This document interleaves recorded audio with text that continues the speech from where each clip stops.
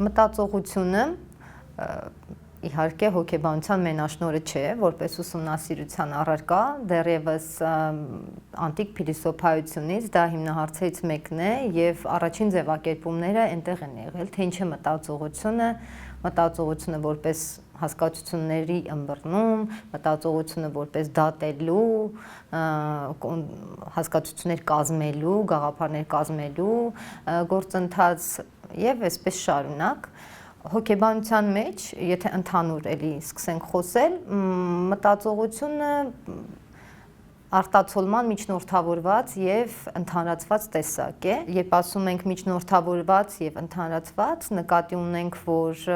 առարկան, որը արտացոլվում է, չկա շոշափելի ձևով եւ կարող է լինել մեր գաղափարների կամ կոնցեպցիաների, հասկացությունների բառերի ձևով։ Միջնորդավորվածությունը այս իմաստով է նաեւ, որ մեր մտածողությունը, դրա մասին մի քիչ հետո խոսքի հետ կապի հարցը քննարկելիս կասեմ, միջնորդավորված է մտածողությունը խոսքով առնվազն հասուն մարդու մոտ, առնվազն ուսումնասիրվող մտածողության դեպքում մենք դժվար ենք առանձնացնում մտածողությունը խոսքից։ Ուրեմն մտածողությունը այնուամենայնիվ շատ լայն հասկացություն է եւ այդպես չի ուսումնասիրվում որպես այդպիսին, ավելի կոնկրետանում է ինչ-որ թեմաների մեջ։ Կարելի է ասել հոգեբանության մեջ երկու հիմնական ուղղություն կա, որով ուսումնասիրվում է մտածողության կամ ավելի լայն ասած ճանաչողական գործընթացները։ Մեկը հենց կոգնիտիվ հոգեբանությունն է, իմացական պրոցեսների վրա կենտրոնացող, այստեղ շատ ինտենսիվ կերպով ուսումնասիրվում են որոշման կայացման, պրոբլեմային իրավիճակներում մարդու վարքի, կռահման մեխանիզմների հարցերը, կռահման եզրակացությունների գալու գործընթացում տեղի ունեցող իմացական սխալները, եւ սրանք ավելի շատ պրակտիկ ուղղվածություն ունեն։ Օրինակ հայտնի կոգնիտիվ հոգեբան Դանիել Կանեմանը, ով համարվում է վարքի տնտեսագիտության մասնագետ նաև, behavioral economics, ուսումնասիրում էր, թե ինչպես են մարդիկ կայացնում տնտեսական որոշումներ եւ ինչպիսի էվրիստիկական, կռահողական սխալներ կամ ճիշտ, ինչ որ հիմքերով է մարդը գալիս ինչ որ ընտրության եւ նրա տեսությունը, որը առանձին իհարկե քննարկման հարց է, նա իր տեսությունը զարգացնելու համար նույնիսկ Նոբելյան մրցանակ ստացավ տարիներ առաջ, այսինքն այդքան պրակտիկ կարող են լինել մտածողության ուսումնասիրությունները, բայց դրանք անձից դուրս են ուսումնասիրում, ուղղակի իմացական գործընթացը որպես առանձին էքսպերիմենտացիայի ենթակա ինչ-որ պրոցես ուսումնասիրում են։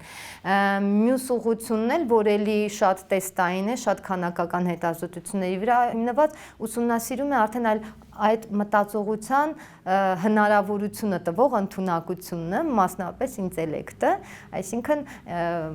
մտածողության ուսումնասիրման մյուս ուղղությունը կոնկրետացած է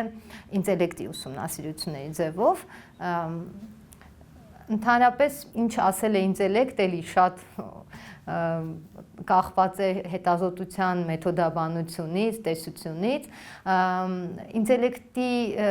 հետազոտությունները հին պատմություն ունեն, նույնքան հին են, որքան հոգեբանության որպես գիտության ձևավորումը, առաջին տեստերը, ըստ էության առաջին տեստերից մեկը հենց ինտելեկտի տեստերն են եղել։ Մի քիչ էս պատմություն անեմ, որը նաև ցույց կտա, թե ինչ վիճակում է այսօր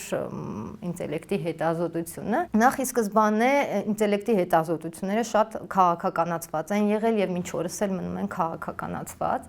այն իմաստով, որ ինչ որ ձևեր կան, որով կարելի է խոսել խելքի ընդունակության մասին, կախված սոցիալական ժամանակաշրջանից, Եթե դարասկզբում 20-րդ դարի շատ նորմալ էր ռասայական, ռասիստական գաղափարների հիման վրա ասել, որ օրինակ սևերը ավելի ցածր են ինտելեկտ ինտելեկտով եւ դա նաեւ ցույց էր տրվում կարծես թե ինտելեկտի տեստերով, որ կանայք նույնպես ավելի ցածր են ինտելեկտով, դա նույնպես ցույց էր տրվում տեստերով, ապա հոգեբանությունը զարգանալով եւ իր վրա կրելով իհարկե ժամանակի գաղափարաբանության ազդեցությունը եկավ նրան, որ ինչ որ բան հենց ինտելեկտի տեստերում այն չէ։ Օրինակ, առաջին տեստերը դրանք ոչ թե ուսումնասիրում են մարդու ընդունակությունը ինչ որ բան հասկանալու, այլ փաստացի ինչ որ գիտելիք, հմտություններ եւ այդտեղ էլ խնդրեմը, եթե մենք վերցնենք միջին վիճակագրական սև երեխայի, ով չէր ունեցել սոցիալական հնարավորությունը, սոցիալական պայմաններով եւ մշակութային պայմաններով տրված հնարավորությունը Ամերիկայի հասարակության մեջ հաճախել դպրոց, ծանոթանալ այդ իմացությանը, որ հետո պետք է նա արտացոլ էր տեստերում, իհարկե նա ավելի ցածր էր հավաքելու, նույնը վերաբերում է նաեւ գենդերային տարբերությանը։ Դրա համար հետզհետե ինտելեկտի տեստերը սկսեցին ավելի շատ մշակվել մշակույթից անկախ լինելու միտումով, սկսեցին մասնագետները փորձել տարանջատել գիտելիքը ստանալու կարողությունից եւ սկսեցին այնպիսի հարցեր տալ, որոնք ավելի շատ թույլ են տալիս երեխային կամ չափահասի դատողությունը խնդիր լուծելու ընդհանուր կարողությունը դուրս բերել։ Ուրեմն ինտելեկտի այդ իմաստով դա ոչ թե ինչ որ արդեն հմտությունն է կամ ինչ որ գիտելիքն է, այլ խնդիր լուծելու ունակությունն է եւ միջավայրին ադապտացվելու, հարմարվելու ունակությունն է։ Չնայած հումոր կա հոգեբանության մեջ, որ ինտելեկտային է, ինչ չափում են ինտելեկտի տեստերը, որովհետև էլի շատ տարբեր են մնում տեստերը։ Նույնիսկ ժամանակի ընթացքում փորձ է արվել եւ այդ փորձերից մեկը շատ հաջող է տեստերը դարձնել ոչ խոսքային, այսինքն նույնիսկ խոսքի հնարավոր ազդեցությունից ազատել տեստի անցկացումը, որովհետև կարևոր է չնույնացնել խոսքային ինչ-որ լեզվական հմտությունները,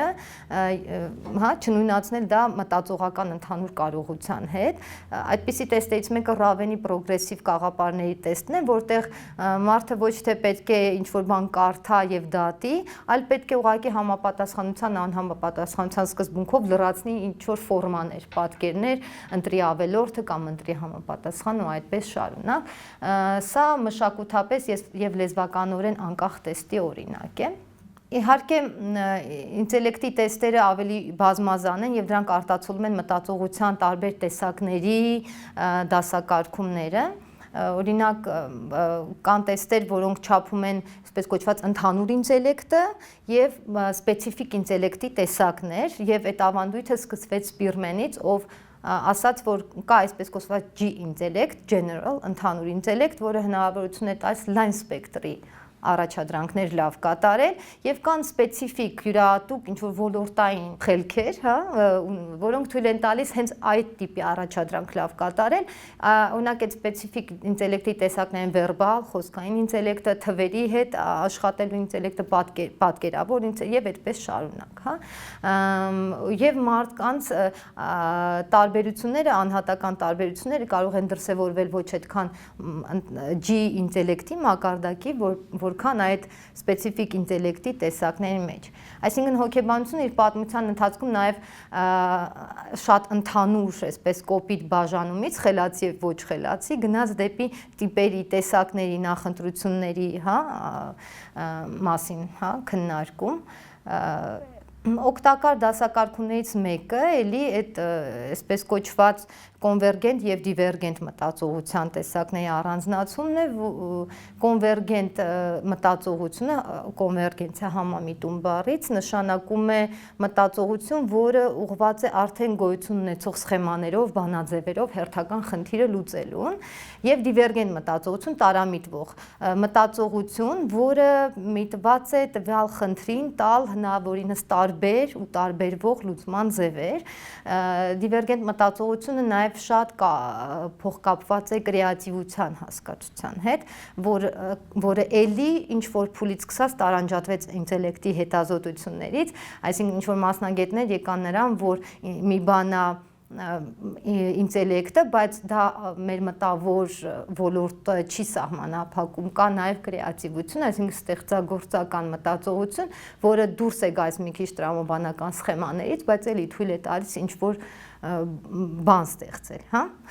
Մտածողության կամ ինտելեկտի տեսակներից են, դասակարգումներից են նաև ֆլուիդ կամ հոսուն ինտելեկտի եւ բյուրեղացված ինտելեկտի առանձնացումը, սա էլ է հետաքրքիր դասակարգում։ Հոսուն ինտելեկտը այն ինտելեկտն է, այն խելքն է, այն մտածողությունն է, որը թույլ է տալիս նոր բաներ հեշտությամբ յուրացնել, իսկ բյուրեղացված ինտելեկտը, որը ավելի շատ զարգանում է տարիքին զուգընթաց,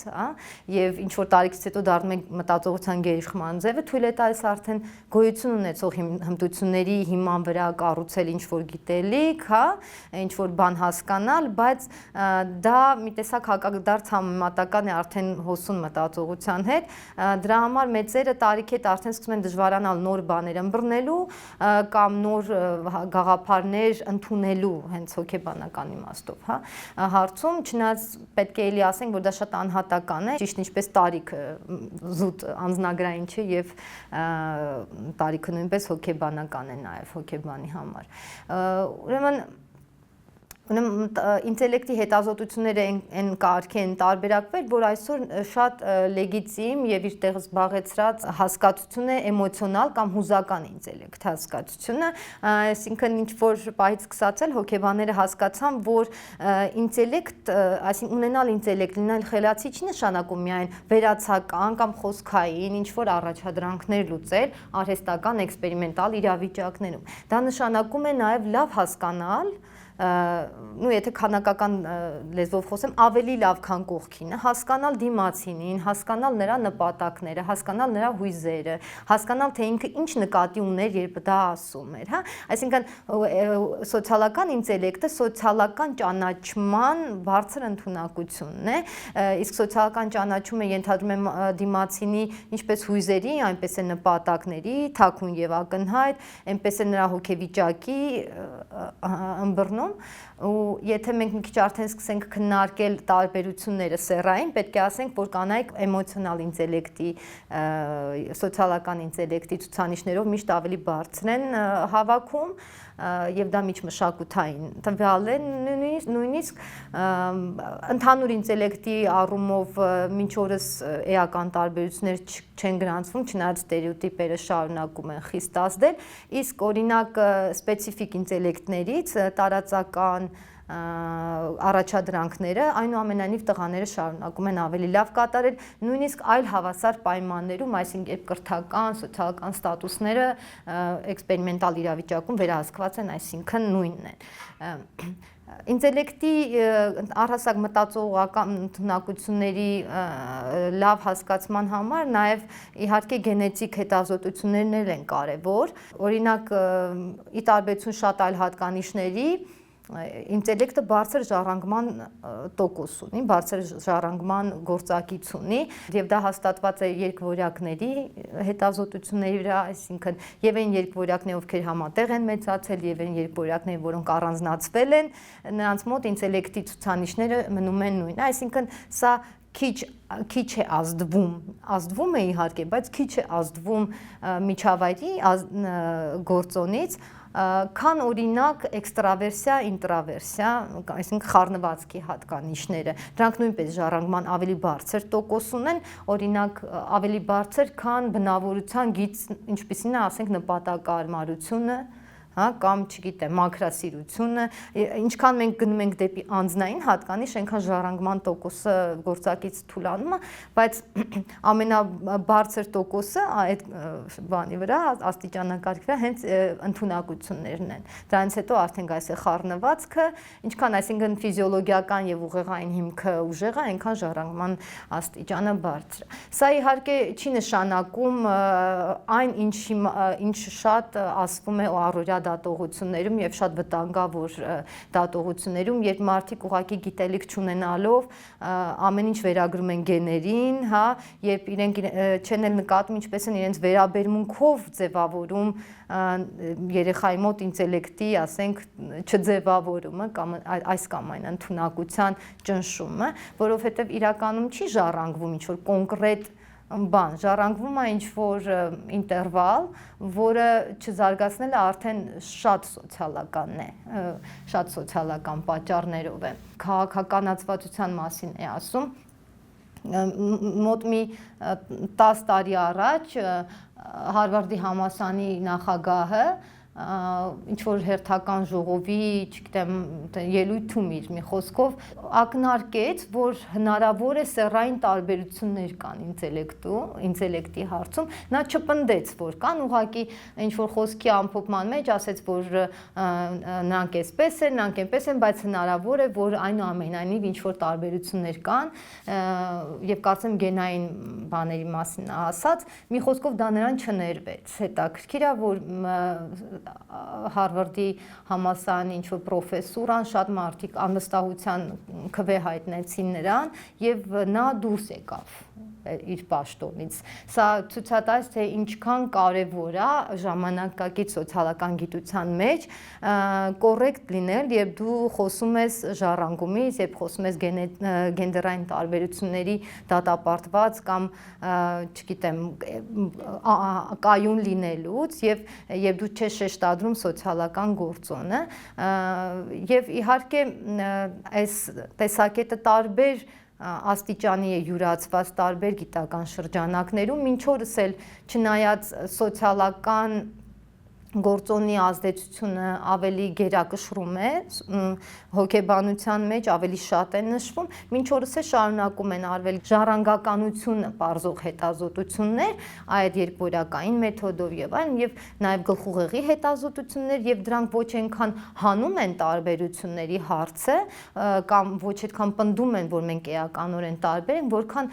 ցույց են տալիս, թե որտեղ են այդ տարբերությունները ավելի կոնկրետ, ինչ նրբերանգներ կան։ Սա ինտելեկտի հետ կապված մտածողության ուսումնասիրության մեջ հիմնարար հարցերից մեկը, որ էլի շատ բաց տեղեր ունի մինչ օրս, մտածողության եւ խոսքի կապի հարցն է։ Այստեղ տարբեր փիլիսոփայական ավանդույթներից եկող տարբեր հոգեբանական դպրոցներ իրար հետ ոնց որ բանավիճում են մինչ օրս, օրինակ Պիաժեն, որը